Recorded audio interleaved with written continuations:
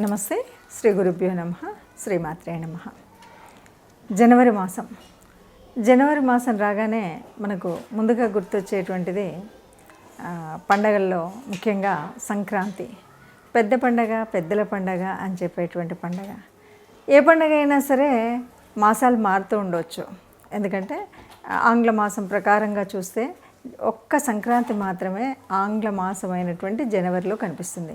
మిగతావన్నీ కూడా తెలుగు మాసాల ప్రకారంగా పోతూ ఒక్కొక్కసారి ఒక్కొక్క ఇంగ్లీష్ మాసం మారుతూ ఉండడం అనేది మనం చూస్తాం.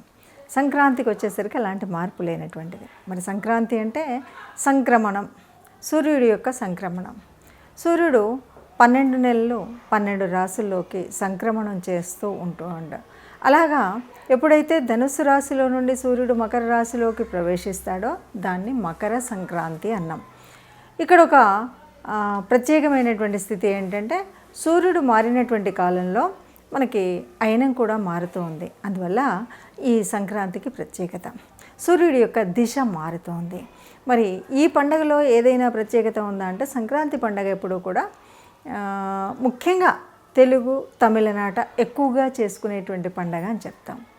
ఇంకా బాగా పాడి పంట ఇంటికి వచ్చేటువంటి పండగ అని చెప్తాం. ఈ పండగ ఒకరోజు పండగ కాదు, 3 రోజులు, కొన్ని చోట్లయితే 4 రోజులుగా కూడా చేసుకునే వాళ్ళని. అంటే భోగి, సంక్రాంతి, కనుమ, ముక్కనుమ వరకు కూడా చేసుకునేవాళ్ళు అని చెప్తుంటారు. ఏది ఏమైనా సంక్రాంతి 3 రోజుల పండగ, పెద్ద పండగ. ఈ పండగలో మూడవ రోజు వచ్చే పండగ, సంక్రాంతిలో చివరిదైన పండగ కనుమ పండగ.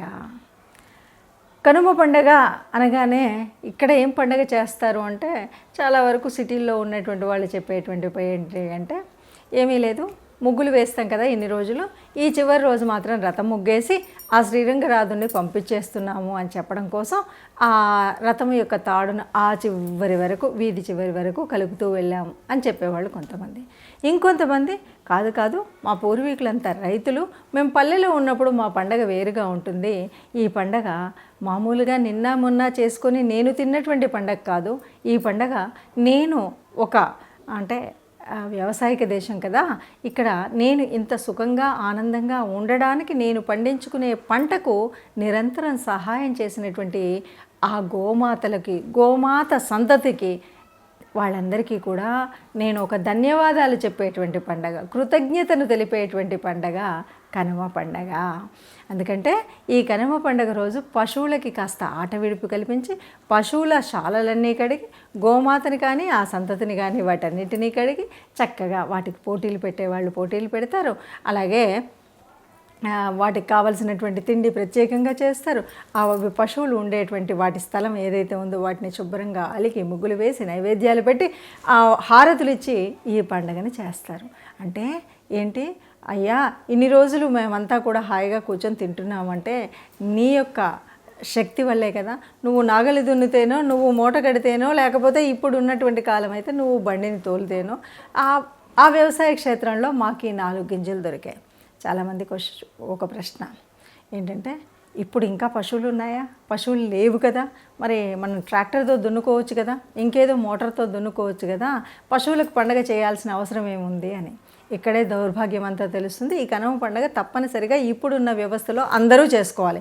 ఎందుకు చేసుకోవాలి అంటే మనం ఎప్పుడైతే పశు సంతానాన్ని, పశువు యొక్క ఆ సంతతిని పోగొట్టుకుంటూ వాటినన్నింటినీ అమ్మేస్తూ ఇంకెవడో కమేళాల తీసుకువెళ్ళి కోసేస్తుంటే మనకేమీ తెలియనట్టుగా మనం ట్రాక్టర్లు కొనికి ఎక్కువగా ఒకే రోజు చేస్తున్నాం అనుకుంటున్నాం.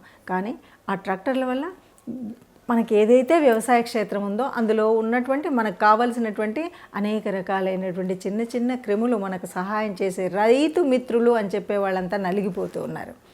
అంటే ఆ ఎర్త్ వామ్స్ అవి చెప్తుంటాం కదా, అవి సరే ఇంతేనా అంటే ఈ రోజున్న వాళ్ళకి 360 రోగాలు ప్రతినిత్యం కనబడుతుండడానికి కారణం మనం ఎప్పుడైతే పశు సంతతిని వద్దనుకున్నామో.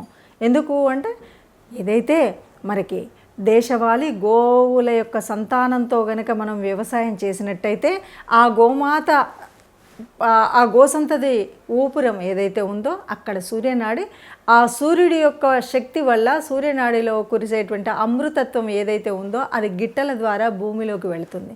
అంతేకాదు గోపంచకం అని చెప్తూ ఉంటాం. వాటి నుండి వచ్చేటువంటి ఆ 5 రకాల వ్యర్థాలు కూడా మనకు భూమిలో గొప్పగా ఆరోగ్యాన్ని ఇచ్చి ఏ రకమైన రోగాన్ని మన దగ్గరకు రాకుండా ఉంచేటువంటి, మనందరికీ ఈరోజు శాస్త్రవేత్తలు చాలామంది చెప్తూ ఉన్నారు, ఎంతో పెద్ద పెద్ద రోగాలైనటువంటి క్యాన్సర్ లాంటి రోగాలు వస్తే పశుశాలలో ఆ గోశాలలో వెళ్ళి ఓ 10 రోజులు ఉండి గోశాలకు సంబంధించినటువంటి గోమూత్రాన్ని స్వీకరించి చాలామంది స్వచ్ఛతను చేకూరినటువంటి వాళ్ళు ఉన్నారు. అంటే అంతటి అద్భుతమైనటువంటి ఔషధ గుణాలు ఉన్నటువంటి ఆ గోసంతతి చేసేటువంటి వ్యవసాయం తిన్నన్ని రోజులు ఆరోగ్యంగా ఉన్నాం. ఆ వ్యవసాయం మళ్ళీ రావాలంటే మళ్ళీ మనం గోసంతతిని కాపాడుకోవాలి. కాబట్టి గోపూజ అనేటువంటిది ముఖ్యమైన పూజ. కనుమ పండుగ రోజు తప్పకుండా మనం గోమాతని గోశాలకి వెళ్ళడం, గోవులని పూజించడం చేయాల్సినటువంటిది. ఇక ఈరోజు మరి ఇంకో మాట కూడా చెప్తుంటారు, కనుమ రోజు కాకి కూడా ఆ గ్రామాన్ని వదిలి వెళ్ళదు అంటారు. ఎందుకు అంటే చాలా వరకు ఆడపిల్లలు వీళ్ళంతా కూడా పండక్కి వెళ్తారు కదా, వెళ్ళినటువంటి వాళ్ళు సంక్రాంతి అవగానే మరుసటి రోజు వెళ్ళిపోతాం మా ఇంటికి అంటుంటారు. మరి సామెత ఏంటో తెలియదు కానీ ఇక్కడ కనుమ రోజు మినుము తినాలంట, కనుమ రోజు ఆ ఇంట్లోనే ఉండాలట, ఇంటి నుండి బయటకు వెళ్ళకూడదంట. దీనికి ఏదో సులువుగా చెప్పి ఉంటారు. ఎందుకంటే పాపం ఇప్పటివరకు కష్టపడింది, ఏదో పండగ రోజు వచ్చింది బిడ్డ, ఈ ఒక్కరోజు కూడా రెస్ట్ తీసుకుని వెళ్తే బాగుంటుందనే ఉద్దేశంకి ఏం పెట్టారో తెలియదు కానీ కనుమ రోజు మాత్రం ఆ ఊరు దాటకుండా ఉండాలి అని చెప్పేటువంటి పెద్దల సూత్రాన్ని పాటిద్దాం. పశువులను కాపాడుకుందాం, ఆ గోసంతానాన్ని కాపాడుకుందాం, గోమాతను రక్షించుకుందాం. దుర్మార్గ వ్యవస్థలో ఉండి ఈరోజు అత్యాధునికమైనటువంటి వ్యవసాయం చేస్తున్నామంటూ ఈరోజు చేసేటువంటి పద్ధతులు కాకుండా మన గ్రామీణ కుటుంబాల్లో ఉన్నటువంటి అలనాటి వ్యవసాయ పద్ధతి మళ్ళీ వస్తే ఈరోజు వచ్చేటువంటి అనేక రకాలైనటువంటి రోగాలు రాకుండా ఉండడం కోసం, మనందరం బాగుపడడం కోసం అందరం కూడా ఆ గోసంతతిని ప్రార్థిద్దాం, వేడుకుందాం. మళ్ళీ మా గోసంతతంతా పెరగాలి. భారతదేశంలో గోమాత మాకు ఆరాధ్య దేవత, సర్వదేవతా నిలయం మా గోమాత అన్నటువంటి నానుడిని మనం 10 మందికి పంచుదాం. అందరికీ కనుమ పండుగ శుభాకాంక్షలు.